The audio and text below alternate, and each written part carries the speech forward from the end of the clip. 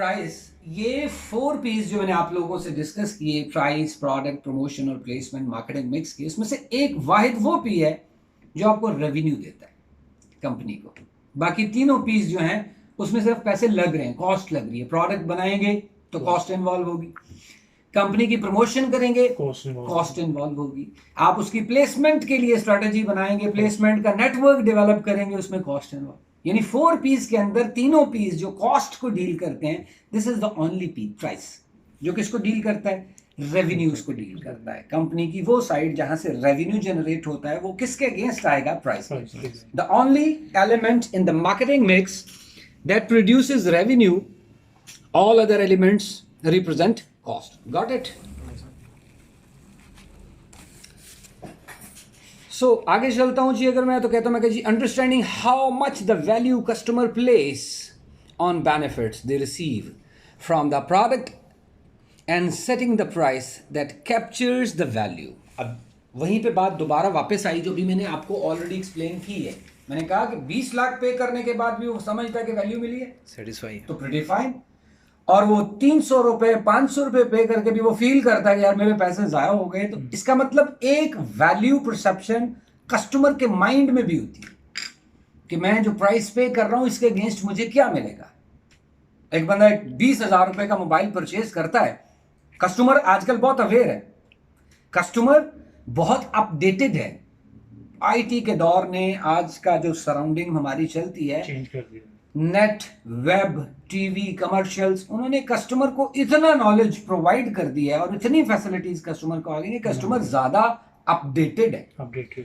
तो वो अपने माइंड में बैकएंड पे ऑलरेडी रखता है एक सेट परसीव्ड वैल्यू का कि मैं 20,000 या 50,000 पे करता हूं, इसके अगेंस्ट जो मुझे प्रोडक्ट मिल रही है उसकी प्राइस में, इस प्राइस के अगेंस्ट मुझे ये फीचर जो है वो कम से कम जरूर मिलने चाहिए। Got the point? सो जब मैं being a company, being a marketer, जब किसी चीज की प्राइस डिसाइड करूंगा तो मुझे अपने कस्टमर का माइंडसेट चाहिए कि व्हाट ही और she is perceiving against this price. और फिर बीइंग ए कंपनी, अगर मेरी प्राइस उसके अकॉर्डिंग होगी तो definitely I will win the customer, my price will be good.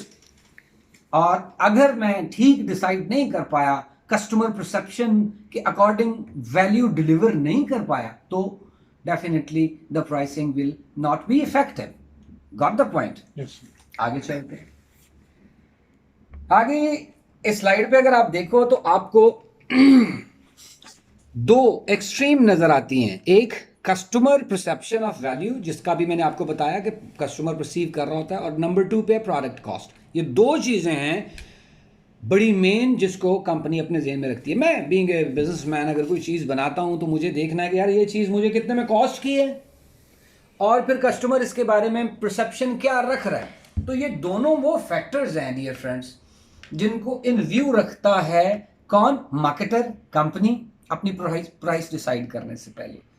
साथ ही साथ कुछ अदर इंटरनल और एक्सटर्नल कंसिडरेशंस भी हैं जो प्राइस सेटल करने से पहले शामी साहब हमें देखनी पड़ती हैं। क्या क्या है जी? कहते हैं जी marketing strategy, company objectives and marketing mix, nature of the market and demand, और कंपेटिटर जो मेरी प्रोडक्ट के साथ दूसरे प्रोडक्ट सेल कर रहे हैं उनकी प्राइसेस क्या चल रहे हैं। इनको आगे चल के मैं डिटेल में बताऊंगा। ये मैं बता चुका, यहाँ पे दो हमारे पास एक्सट्रीम भी आ रही हैं, प्राइस सीलिंग और प्राइस फ्लोर। तो ये दो कॉन्सेप्ट हमें जानने की जरूरत है कि प्राइस सीलिंग क्या है जी। कहते हैं जी price ceiling is that point कि उससे ऊपर अगर हम जाएंगे तो डिमांड नहीं रहेगी। मतलब एक प्रोडक्ट है, ये पेंसिल है, तो इस पेंसिल की कीमत नॉर्मली मार्केट में चलती है 5 रुपए 7 रुपए। अगर एक बंदा इसकी 100 रुपए कीमत रख देगा तो मोस्ट प्रोबेबली के लोग इसे डिमांड ही नहीं करेंगे, इसको परचेज ही नहीं करेंगे। सो वो नुक्ता मैक्सिमम प्राइस का जिसके ऊपर डिमांड खत्म हो जाएगी उसको बोलते हैं जी प्राइस सीलिंग। क्लियर है? yes, जबकि प्राइस फ्लोर क्या है, वो तो टॉप पॉइंट था, ये बॉटम पॉइंट है। वो मिनिमम लेवल ऑफ प्राइस जिससे नीचे अगर मैं जाऊंगा तो मुझे कोई बेनिफिट ही नहीं होगा। ठीक है जी, यानी मेरा कम से कम कंपनी का मार्जिन जिसके ऊपर, जिससे नीचे जाने के लिए कंपनी तैयार नहीं, क्योंकि उससे नीचे जाएगी तो उसका बेनिफिट ही खत्म हो जाएगा। दैट इज कॉल्ड और known as floor pricing. See, price ceiling is the maximum point and price floor is the lowest point. तो इन बिटवीन कहीं कंपनी जो है वो प्राइस डिसाइड कर रही होती है, इन दोनों चीजों को इन कंसीडरेशन रख के। तो मार्केट अगर ना बहुत ज्यादा प्राइस सेटल करेगा कि उसकी डिमांड डैमेज हो जाए, और ना उसकी कीमत बहुत नीचे जो है वो रखेगा कि उसकी बिल्कुल प्रॉफिट से उसमें से माइनस हो जाए और उसका ऑपरेशन रुक जाए, तो इन बिटवीन बाकी फैक्टर्स को सामने रखते हुए कंपनीज जो है वो प्राइस डिसाइड करती है। क्लियर है? आगे चलते हैं। वैल्यू बेस्ड प्राइसिंग जी, वैल्यू का कॉन्सेप्ट मैं आपको दे चुका। कहता है users, value based pricing uses the buyers perception of value not the seller. यहां पे इस प्राइसिंग की स्ट्रेटजी में फोकस पॉइंट कौन है? Buyer, not seller. इसमें फोकस इस पे है, बायर पे, सेलर पे नहीं है। कॉस्ट को सामने कहता, cost as the key to the pricing. Price is considered before marketing programme is set. तो बायर को व्यू में रखना है जी हमने instead of seller. Buyer is important. एक ऑप्शन और भी है जिसमें हम क्या करेंगे, सेलर को इन व्यू रख के अपनी प्राइसिंग डिसाइड करेंगे। यहां पे कॉस्ट बेस्ड प्राइसिंग में हम किसको कंसीडर करते हैं?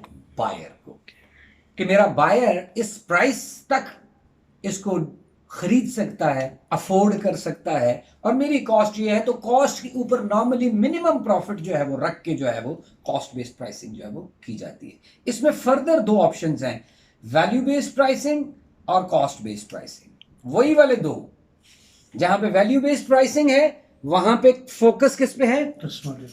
बायर्स पे। और जहां पे कॉस्ट बेस्ड प्राइसिंग है वहां पे फोकस किस पे है? सेलर पे। चलते हैं जी आगे। इस तरीके से ये टर्मिनोलॉजी वर्क कर रही होती है कंपनीज के अंदर, कि जहां पे कॉस्ट बेस्ड प्राइसिंग होती है वहां पे फ्लो कुछ ऐसे डेवलप होता है। देखिएगा आपकी स्लाइड नंबर 8 है ये। डिजाइनिंग गुड्स, सबसे पहला process, design the good product, फिर डिटर्मिनिंग द प्रोडक्ट कॉस्ट। पहले चीज बनाई, फिर उसकी कॉस्ट निकाली, फिर प्राइस सेट की। कौन सी प्राइस? जो कन्वीनियंट हो बायर्स के लिए। ये फ्लो इस तरीके से चल रहा है कॉस्ट बेस्ड प्राइसिंग के अंदर, ठीक है। जबकि वैल्यू बेस्ड में ये उलट चलता है। इसमें हम सबसे पहले क्या करते हैं वैल्यू बेस्ड प्राइसिंग में? Assess customer need and value properties के कस्टमर चाह क्या रहा है, फिर ये देखने के बाद हम क्या करते हैं? Set target prices. स्टार्ट में हमने प्रोडक्ट बना ली, वैल्यू बेस्ड में क्या किया था? प्रोडक्ट बना ली, फिर हमने उसको प्रोसेस किया। जबकि वैल्यू बेस्ड प्राइसिंग के अंदर हमने सबसे पहले परसेप्शंस को नोट डाउन किया, फिर प्राइस सेट की, फिर प्राइस सेट करके कहा कि ये प्राइस के अगेंस्ट कॉस्ट इतनी निकलनी चाहिए और ये चीज बनेगी। You got the point?